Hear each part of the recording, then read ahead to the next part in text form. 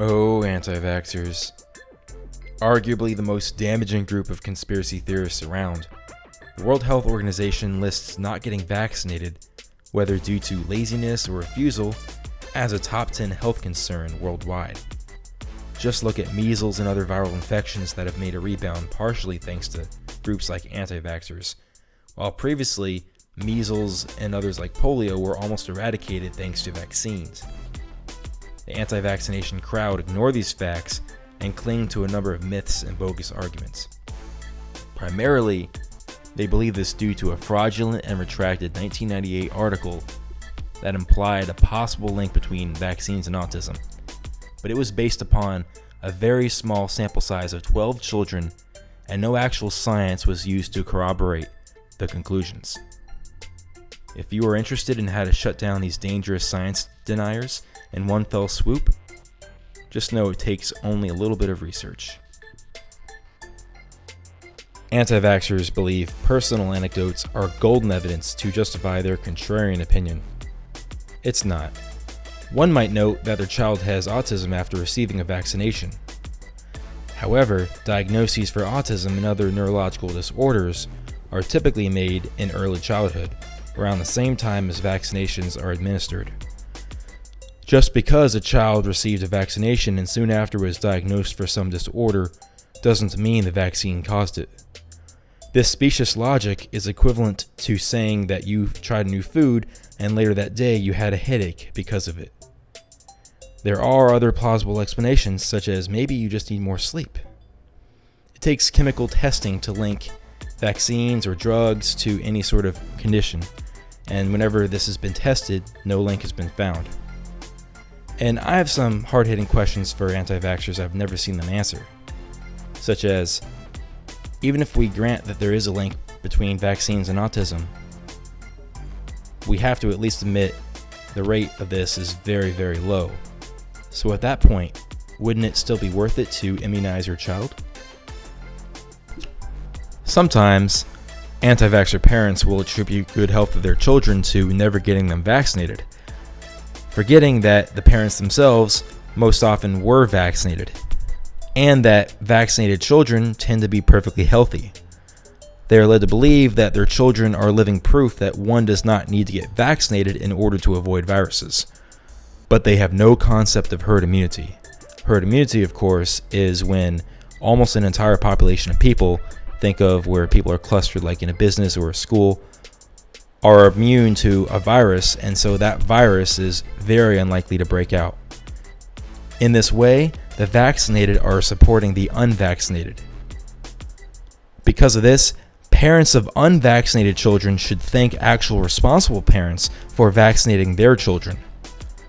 "Oh, but the chemicals in vaccines are harmful," they cry. No scientific data supports that notion. The minuscule amount of chemicals like formaldehyde and aluminum present in vaccines are child's play for the body. The kidneys have no trouble at all ridding itself of these substances. Now that we have dispatched their commonly touted myths, let's scrutinize their conspiracy theory directly, shall we? If there is one point to take away from this video, it is the following. Anti-vaxxers claim that Big Pharma is running a vaccine scam for money.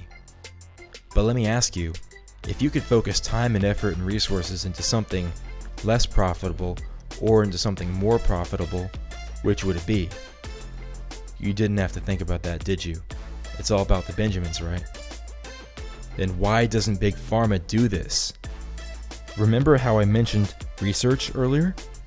The accusations from these anti-vaccine people inspired me to do some research of my own, a concept I have to assume is foreign to them.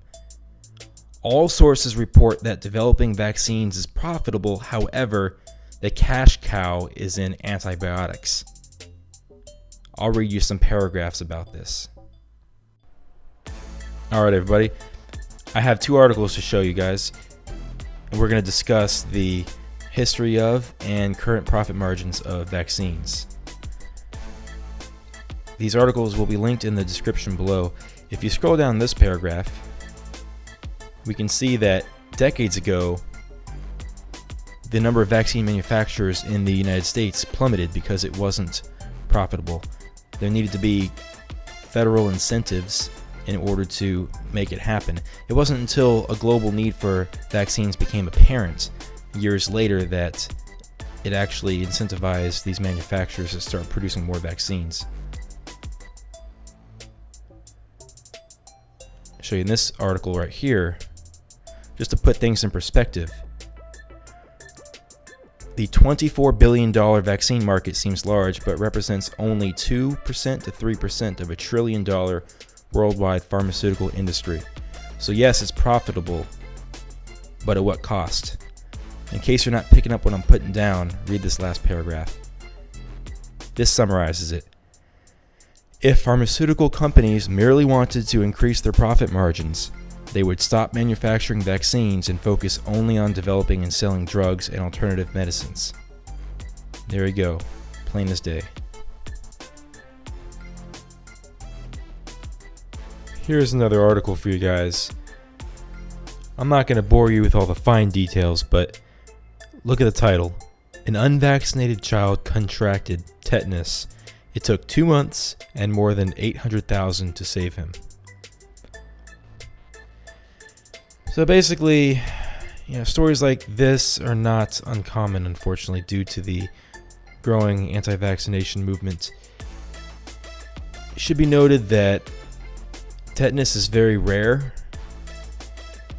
and it even says down here, in many states such as in Oregon, successful vaccination programs meant tetanus had not been seen in children for years until the case of this child. Measles also are something that has recently reemerged, partially thanks to them. After all this, his family still said no in keeping their child up to date with vaccines. They hadn't changed their anti-vax stance. Disgusting. Why are they even parents? So if you didn't grasp all of that, the fact that developing antibiotics and other medicines are more profitable than vaccines utterly destroys their entire conspiracy theory. Their only recourse is to see rationality or declare that these statistics are all lies. If they go with the latter, they ought to know that they are risking the health of their children contrary to the advice of medical professionals based upon their baseless beliefs. Meanwhile, I'm sure they'll continue consuming their homeopathic placebos from charlatans and continue to be a drag on society.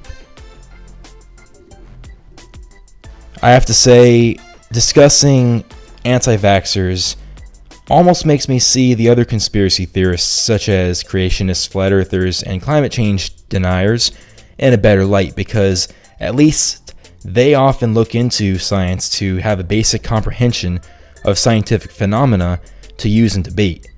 Anti-vaxxers seem just plain ignorant and lazy, a bunch of gullible soccer moms who should be paid a visit by CPS. And that's it. I feel I've wrapped up the anti-vax movement in a pretty little box with a pretty little bow, torched the hell out of that box, stomped on the ashes, and defecated on the remains. If you are a disagreeing soccer mom, I welcome dissenting comments. As always, thanks for listening. Stand up for science and take care.